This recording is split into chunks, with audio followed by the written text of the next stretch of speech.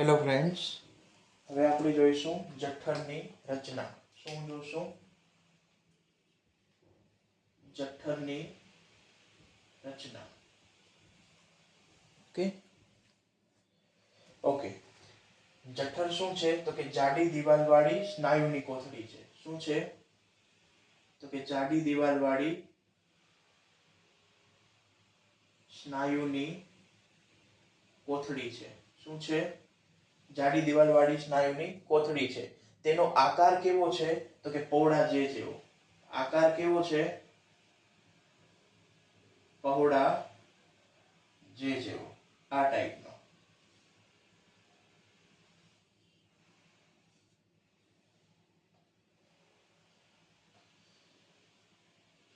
Okay, આ ટાઈપનું કાંઈ કહી શકાય. ઓકે, જાડી દિવાલવાળી સ્નાયુની કોથળી છે. આકાર જે જેવો છે. ઉપરથી અન્નનળી અને નીચેથી નાના આંતરડા સાથે જોડાયેલું હોય છે. તે શું હોય છે? તો કે ઉપરથી અન્નનળી અને નીચેથી ક્યાં જોડાયેલું હોય છે? નાના આંતરડા સાથે જોડાયેલું હોય છે. ઓકે, અહીંયા ઉપરની બાજુથી અન્નનળી સાથે જોડાયેલું હશે અને નીચેથી ક્યાં જોડાયેલું હોય છે? તો કે નાના આંતરડા.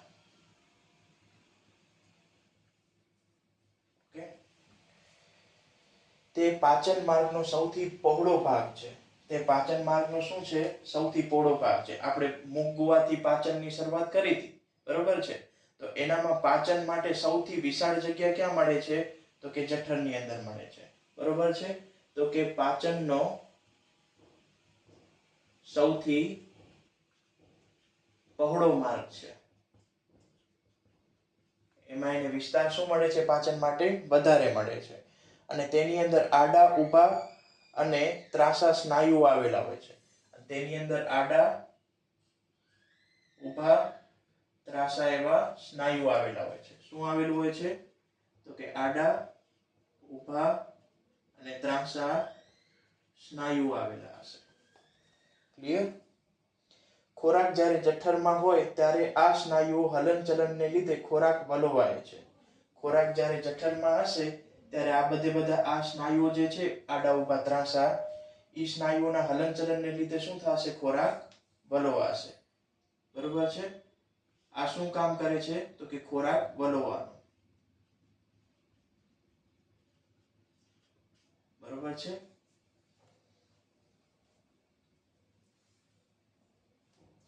ખોરાક જ્યારે જઠરમાં હોય ત્યારે આ સ્નાયુના હલનચલનને લીધે ખોરાક શું થશે? વલોવાશે. જઠરની અંદરની દિવાલ, આ મેન મોસ્ટ આઈએમપી છે. જઠરની અંદરની દિવાલ શ્લેષ્મ, હાઇડ્રોક્લોરિક એસિડ અને પાચક રસનો સ્ત્રાવ કરે છે. જઠરની અંદરની દિવાલ શું કરશે? દાખલા તરીકે અંદરની દિવાલ છે. બરોબર છે? અંદરની દિવાલ. બરોબર છે? જઠરની અંદરની દિવાલ શું શેનો સ્ત્રાવ કરશે? શ્લેષ્મ, હાઇડ્રોક્લોરિક એસિડ, જેને આપણે HCl પણ કહી શકીએ છીએ, અને પાચક રસ એટલે કે જઠર રસ.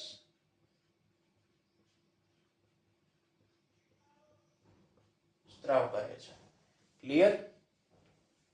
તો કે જઠરની અંદરની દિવાલ, છેલ્લો પોઈન્ટ આપણો અંદરની દિવાલ વાળો છે. ઓકે, તો જઠરની રચના આપણે કેવી રીતના જોઈ શકીએ છીએ? તો કે જાડી દિવાલવાળી સ્નાયુમય કોથળી છે. એનો આકાર પહોળા જે જેવો છે. ઉપરની બાજુએથી અન્નનળીથી જોડાયેલું હોય છે અને નીચેની બાજુથી નાના આંતરડાથી જોડાયેલું હોય છે. તેની અંદર આડા, ઊભા, ત્રાંસા એવા સ્નાયુ આવેલા હોય છે જે ખોરાક વલોવાનું કામ કરે છે. જ્યારે ખોરાક અહીંયા આવે છે ત્યારે આડા, ઊભા, ત્રાંસા સ્નાયુ શું થશે? વલોવાશે. એટલે ખોરાક પણ વલોવાશે. ઓકે, અને પાચનનો સૌથી પહોળો માર્ગ છે. મુખ ગુવા નાનો, પછી અન્નનળી જશે તો ઈ પણ નાનો છે, પણ પાચન માટે સૌથી મોટો વિસ્તાર ક્યાં મળે છે? તો કે જઠરની અંદર મળશે. ઓકે, અને જઠરની અંદર જે અંદરની દિવાલ જે છે એ શેનો સ્ત્રાવ કરશે? શ્લેષ્મ, હાઇડ્રોક્લોરિક એસિડ અને પાચક રસનો સ્ત્રાવ કરે છે. ક્લિયર? ઓકે,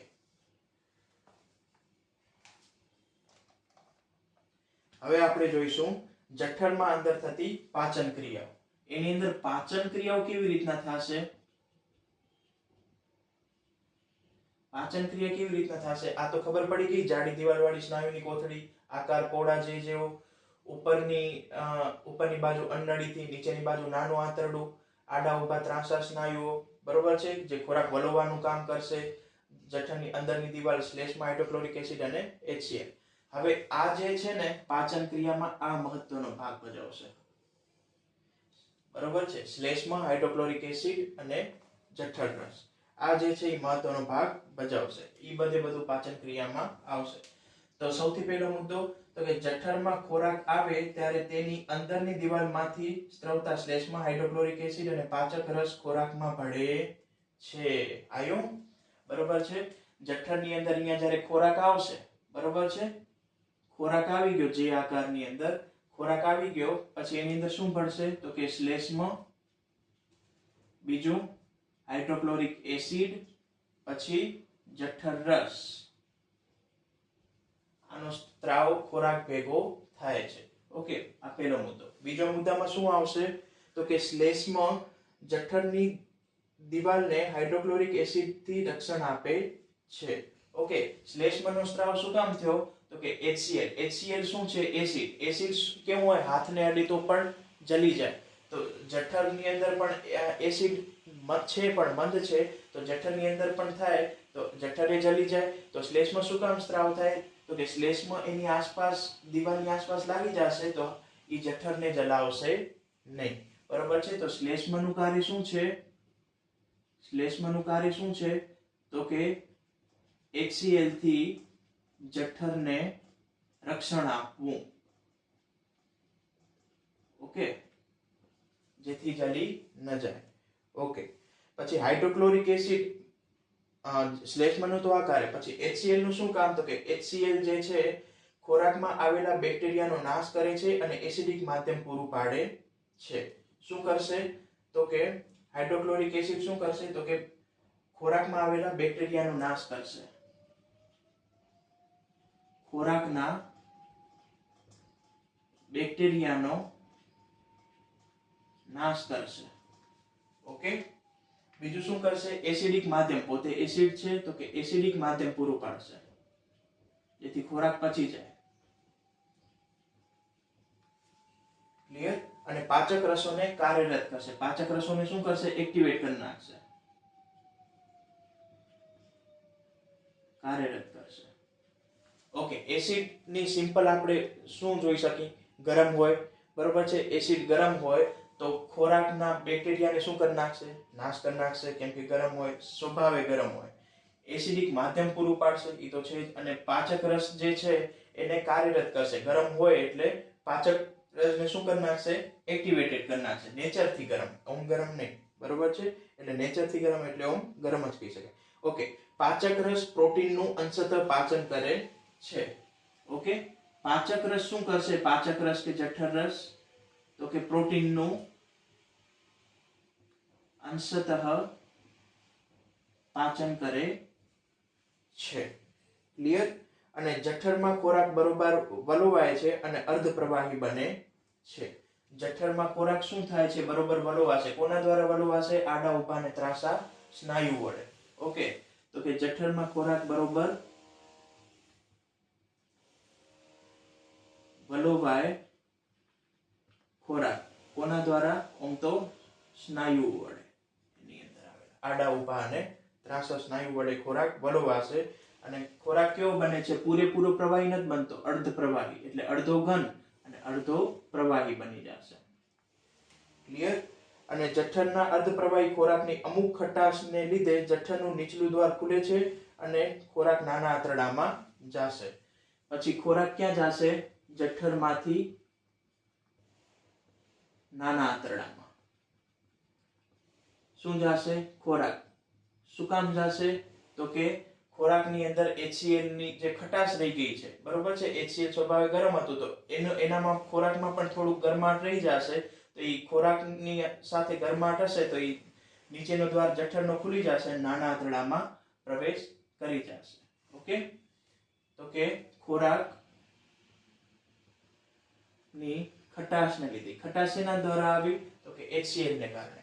અને HCl ને કારણે ખટાશ આવી એટલે થોડો ખોરાક ગરમાટ જેવો થઈ ગયો અને નીચેની બાજુ ખુલી જશે એટલે બહાર નીકળી જશે. ઓકે, તો જઠરની રચના સમજમાં આવી ગઈ. હવે પાચન ક્રિયામાં શું આવશે? પાચન ક્રિયામાં ખોરાકની અંદર શું પડશે? શ્લેષ્મ HCl જઠર રસ.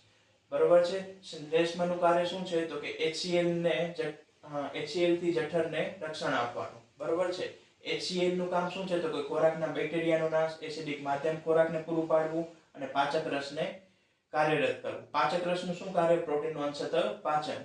હવે બરોબર ખોરાક શું થશે? વલોવાશે. કેના દ્વારા? આડા ઉભા ત્રાંસા સ્નાયુ વડે. ખોરાક શું થશે? અર્ધપ્રવાહી થશે. અને અર્ધપ્રવાહી ખોરાક શું થશે? જઠરમાંથી નાના આંતરડામાં ખોરાક ચાલ્યો જશે. બરોબર.